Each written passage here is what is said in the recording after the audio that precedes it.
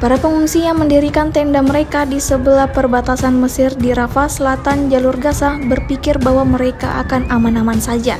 Namun sebenarnya tidak. Militer Israel mengebom para pengungsi dan mengebom Mesir tepat di depan mata angkatan bersenjata Mesir. Rekamannya ramai beredar di media sosial Telegram pada Selasa 27 Februari 2024. Tampak dalam rekaman situasi di area pengungsian yang kacau saat detik-detik serangan bom Israel datang menghantam posisi warga setempat. Sejumlah pengungsi terekam berteriak dan lari ketakutan di sana. Masing-masing dari mereka berusaha menyelamatkan diri, seperti yang terlihat dalam rekaman. Tidak diketahui pasti ada berapa total korban jiwa dalam peristiwa ini. Hingga video ini beredar, beragam komentar dituliskan warganet.